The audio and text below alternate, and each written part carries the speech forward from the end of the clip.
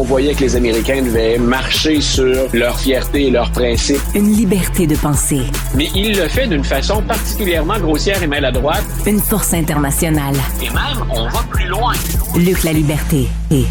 Luc, comme si Joe Biden avait besoin d'encore plus de paires de yeux braqués sur lui en train de scruter ses moindres faits et gestes.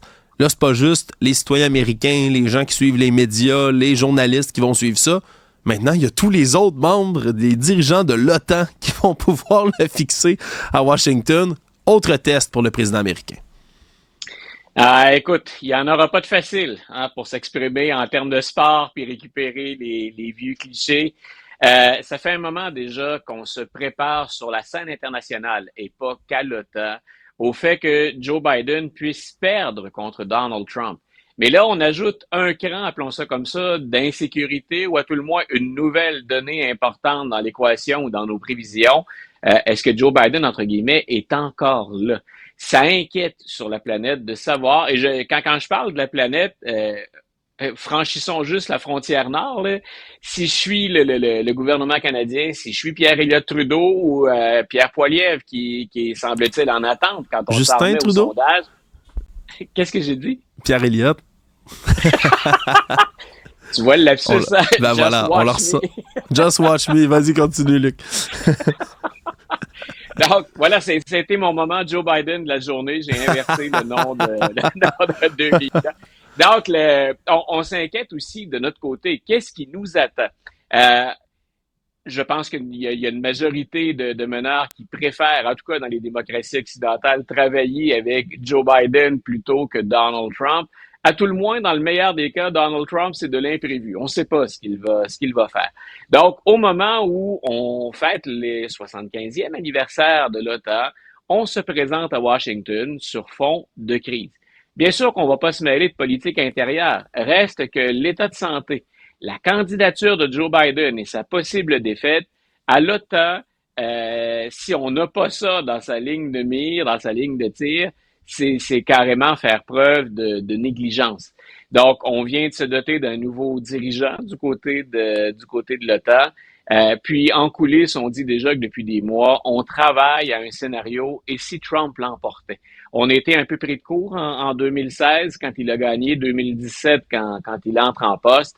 Donc, on se dit cette fois-là, il faut pas être pris de court. Il faut savoir aussi que quand on se présente à Washington, non seulement les médias font leur chou gras des problèmes du président parce qu'il est... je regardais ce matin les grands titres de la plupart des sites. Il y a d'autres nouvelles.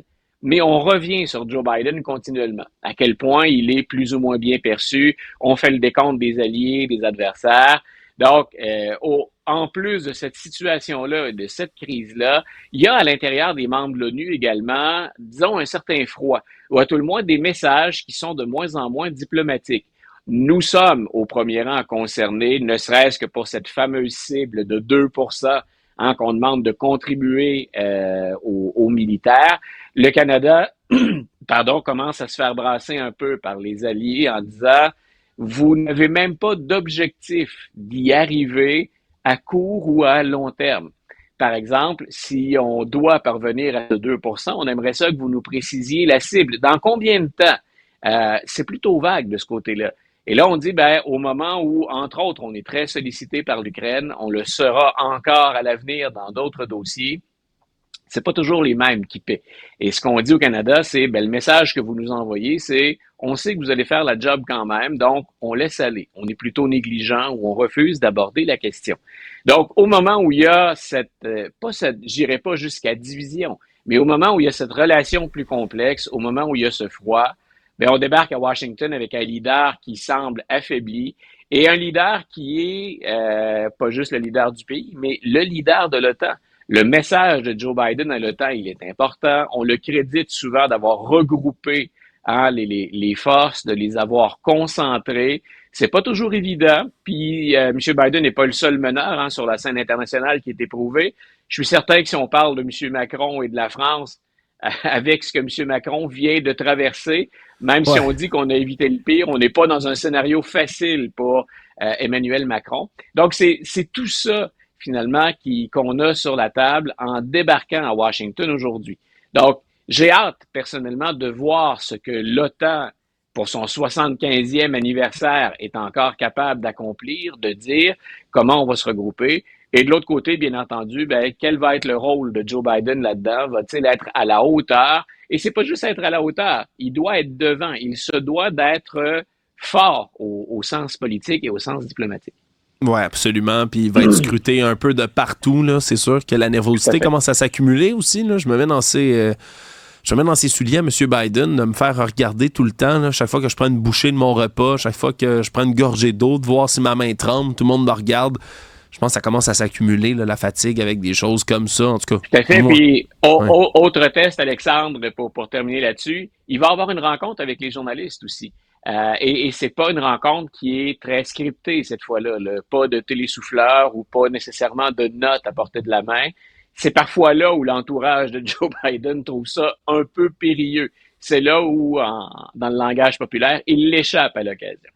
Oui, absolument. Ça reste à suivre tout ça. Là. Je pense qu'on va le regarder Ouais. avec beaucoup d'attention, ce sommet de l'OTAN. Sinon, ben là, tu le disais, éclipse médiatique, Joe Biden, ça laisse M. Trump, qui est habituellement lui-même l'éclipse médiatique, un peu de côté. Pourtant, ben, c'est bientôt qu'on va savoir le fameux choix de colistier qui va l'accompagner dans la course à la présidence. Voilà, anecdote en passant quand tu dis éclipse médiatique. Il a même pris la défense de Joe Biden. On est ailleurs cette semaine. Il a dit, écoutez, M. Biden, il a un ego et moi, je pense qu'il doit rester. Et c'est pas facile pour lui si on le sort de cette façon-là. Donc, écoute, je me disais, mais terre a tremblé. Donald Trump qui prend la défense ou vient, ne serait-ce que pour une phase, au secours de Joe Biden. Voilà, donc tenons-nous prêts pour toute éventualité. Sinon, effectivement, les choses dont on a nommé, c'était un des gros sujets avant le débat. C'est quand Donald Trump va-t-il annoncer l'identité de son colistier, parce qu'on est à peu près convaincu que c'est un homme. Ce ne sera pas une femme qui va être sur le ticket présidentiel du côté républicain. Et M. Trump, en bonne vedette de télé-réalité, quelqu'un qui sait bien exploiter les médias, ben, faisait monter les enchères. Il n'a toujours pas annoncé, mais là, on se rapproche de l'annonce parce que la convention républicaine est à nos portes. Donc, on va se retrouver bientôt pour officialiser la candidature de Donald Trump. On va se retrouver pour ce grand spectacle où pendant quelques jours, ben, les médias sont concentrés sur un parti. Les démocrates vont avoir un second au mois d'août. Ce sont encore les mêmes noms qui circulent. Maintenant, est-ce que les difficultés de M. Biden ou la possibilité que Mme Harris prenne la relève, ça pourrait influencer Donald Trump? On verra. Donc, on parle encore et toujours d'un personnage dont on se souciait peu avant que son nom ne circule pour la vice-présidence, Doug Burgum. Donc, Dakota du Nord, c'est pas un politicien qui dérangeait beaucoup jusque-là, et c'est un peu méchant de le formuler comme ça, mais c'est peut-être sa plus grande qualité. Donc, il va être loyal, il va être fidèle. Lui qui avait été critique de Trump, comme bien d'autres, rentre dans le rang et même prend la défense de Donald Trump. C'est pas quelqu'un qui ferait de l'ombre à Donald Trump tout en étant un véritable conservateur. Donc, on brasse pas trop les cartes, puis on a quelqu'un un peu, puis là j'ose à peine l'évoquer parce que pour M. Burgum, ça laisse présager le pire, c'est un peu le Mike Pence de 2024. Mike Hmm. Pence, donc, avait été tout en subtilité dans la mesure où la chose est possible, côté de M. Trump. Il œuvrait surtout en coulisses. Jamais il n'allait être devant M. Trump, lui portant ombrage. Donc, il a été fidèle jusqu'à ce qu'on le menace de pendaison à la toute fin, le 6 janvier 2021. Donc, il y a Doug Burgum.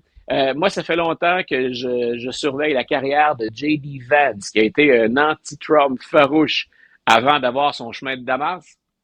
Donc, avant de rencontrer le messager de Dieu et de se porter toute griffe dehors à la défense de Donald Trump, c'est quelqu'un qui s'exprime très bien, c'est quelqu'un qui est habile, c'est quelqu'un qui est intelligent, intelligence politique, on s'entend là. Donc, M. Vance pourrait faire un très, très bon vice-président, mais il fait peut-être beaucoup d'ombre, ou en tout cas, il déplace de l'air. Pour M. Trump, c'est pas toujours une qualité qu'on recherche, hein, c'est pas nécessairement l'homme particulièrement fort ou la femme particulièrement forte qu'on veut à nos côtés. Et il y a deux autres noms que j'aime bien là-dedans. Il y a aussi Marco Rubio. On a dit pendant une heure, Ouais. c'est lui qui serait le numéro un. Quand on se rappelle, écoute, je vois déjà les démocrates choisir les clips ou les extraits de la campagne où ils se sont affrontés. On y allait à coups de sobriquets, de colibets. Donc, ça avait été un peu cours d'école entre gamins, mais ça avait été une joute verbale assez animée entre les deux. Et là où moi, je le voyais moins, c'est que les deux représentent la Floride. Donc, M. Trump habite Hmm. en Floride maintenant, c'est sa résidence officielle. Puis Rubio, comme sénateur, représente la Floride également. Et il y a, je ne balayerai pas ça du revers de la main, il y a toujours le sénateur Tim Scott qui, quand on pense au vote des Noirs que Trump a grugé sensiblement auprès de Joe Biden, donc c'est une partie de clientèle qui était acquise aux démocrates et qu'on va maintenant chercher, aller chercher Tim Scott, qui est la conscience noire, c'est comme ça qu'on l'appelle chez les républicains, ce ne serait pas nécessairement un mauvais geste. Ou, surprise, pourquoi pas Ben Carson? Il y a un nouveau documentaire sur M. Carson, je pense que c'est sur Netflix, où on revient sur sa carrière de chirurgien. Donc, est-ce qu'on ne profiterait pas un peu de cette publicité gratuite qu'on lui fait pour aller chercher quelqu'un qui assurément ne fera pas d'ombre à Donald Trump?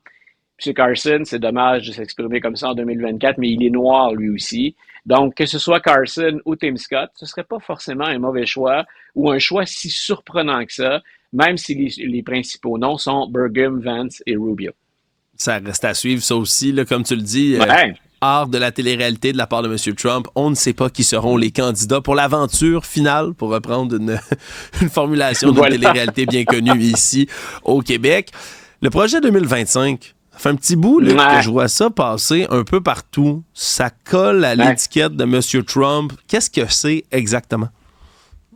Et ce qui est intéressant, c'est que M. Trump, après avoir commencé à l'appliquer à la fin de son mandat, a affirmé il y a quelques jours à peine, je n'ai aucune idée de ce que c'est, mais j'aime pas certaines idées de ce plan-là. Donc, formulation à la Trump, très 2024, on est très tendance, c'est qu'on peut se prononcer sur quelque chose dont on ignore tout. Donc, ça m'avait bien sourire quand M. Trump a fait ça. Ce qu'on appelle le projet 2025, c'est l'aboutissement, finalement, à la sauce extrême droite de ce que les conservateurs développent depuis les 30 dernières années. En politique américaine, c'est Ouf. fascinant et j'ai pas toujours le temps de commenter ça parce qu'il y a des gros titres, mais il y a aux États-Unis ce qu'on appelle des groupes de réflexion, ces fameux think tanks. Il y en a chez les progressistes, il y en a chez les conservateurs. Ce sont des gens qui exercent une forme de lobby ou d'influence sur les politiciens. Donc, on va être plus près des démocrates si on est progressiste, on va être plus près des républicains si on est conservateur, mais c'est toujours important ou intéressant de voir ce qu'on met de l'avant dans ces fameux groupes de réflexion, parce qu'il arrive que le contexte et le candidat qui est là vous permettent, à partir de vos idées, de passer le message. Et donc, je répète, 2025, c'est un peu l'aboutissement de 30 ans d'efforts et de 30 ans, pas juste d'esprit conservateur, de juristes conservateurs, d'avocats conservateurs qui étudient l'ensemble des lois et la Constitution en disant voici comment on peut passer nos idées et notre projet à l'intérieur du cadre législatif ou du cadre constitutionnel qu'on connaît. Donc, ça nous mène à quoi?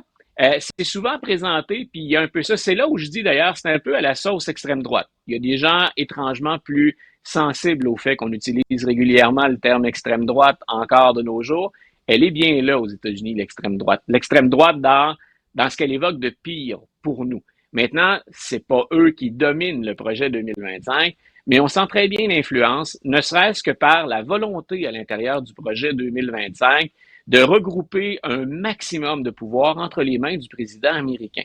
Oh Si boy. j'ai exprimé ça simplement dans des termes dont on a déjà entendu parler, puis auxquels toi, je sais, tu t'es déjà intéressé, ça permettrait de réduire à néant l'état profond. Qu'est-ce que l'état profond? On ne prend pas toujours la peine de définir ça, parce que ça peut être une Hmm. chose et son contraire. Hein, c'est tout, ça ouvre la porte à tout ce qui est théorie du complot. Mais grosso modo, ce qu'on prête comme intention, pas ce qu'on prête pour l'avoir lu, c'est ce qu'il y a dans le projet 2025, mais c'est ce qu'on prête comme intention, Adam, c'est qu'ils se servent du projet 2025 pour finalement être le roi et maître à bord de l'État américain. C'est, dans sa forme la plus extrême, 50 000 fonctionnaires américains qu'on mettrait à pied. Donc, on s'en débarrasserait littéralement.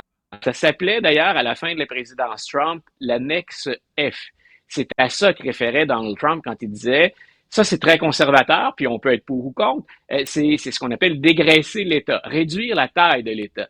Mais c'est plus que ça. Ceux qu'on remplace sont, et ce sont des fonctionnaires de carrière, ils ont servi sous des républicains et des démocrates, ce sont des gens qui sont apolitiques.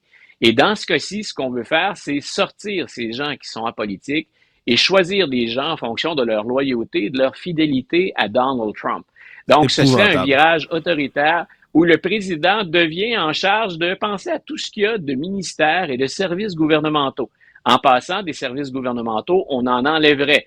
Fini l'éducation au niveau fédéral, là, on éradiquerait de la carte ce département-là, on laisserait ça entièrement entre les mains des États, là où c'est très souvent. Mais donc, c'est vraiment la prise en charge et le regroupement de tous les pouvoirs entre les mains de Trump. C'est là où je disais tout à l'heure, parfois, il y a une bonne conjoncture. Si on est pour le projet 2025, vous avez le candidat capable de faire ça. Et moi, je disais, placez ça aux côtés de la plus récente décision de la Cour suprême, la seule, en fait, sur l'immunité criminelle du président. Ce qu'un président fait dans l'exercice de ses fonctions, on ne peut pas le poursuivre au criminel. Mettez le président à la tête de tout l'État, sans aucun contre-pouvoir, sachant qu'il ne peut pas être poursuivi devant la Cour suprême. Je pense que Mme Sotomayor, qui a dit récemment, le président américain est devenu un roi, on n'est pas trop loin de ça dans les faits et dans la réalité. Si Donald Trump se rappelle qu'il connaît bien le projet 2025. Oui, parce qu'il ne le connaît pas. Il l'a jamais vu, jamais entendu parler. C'est mauvais, jamais entendu parler, c'est mauvais. Je sais pas ce que c'est. Luc, ça commence à être trop... Ce sont ces anciens conseillers qui ont contribué à élaborer le projet 2025. Oui. Donc, mais ils ne se parlent pas, bien sûr. Bien sûr. Je t'ai interrompu. Désolé, Alexandre. Vas-y. Oh non, j'allais dire, regarde, Luc, moi, je coupe le Kodak, c'est trop dystopique pour moi. Même pour moi, là, en ce moment, tu vois, là, c'est trop de la dystopie fiction, c'est drôle. De la dystopie réelle qui s'en vient, là, fort probablement, si les démocrates ne se ressaisissent pas. Ça m'angoisse un tout petit peu plus. Si je te parlais d'un roman de fiction, on pourrait s'amuser ce matin. Si on sait que des gens travaillent à ça et que le dirigeant du projet 2025 a dit il y a quelques jours, en fait pour le 4 juillet, ça va être la seconde révolution américaine et elle ne sera pas sanglante si la gauche nous permet de le faire. Donc, écoute, on est vraiment dans la réalité et effectivement, c'est pas une dystopie. J'ai peur, Luc. Merci d'avoir été là. Une bonne journée. Salut.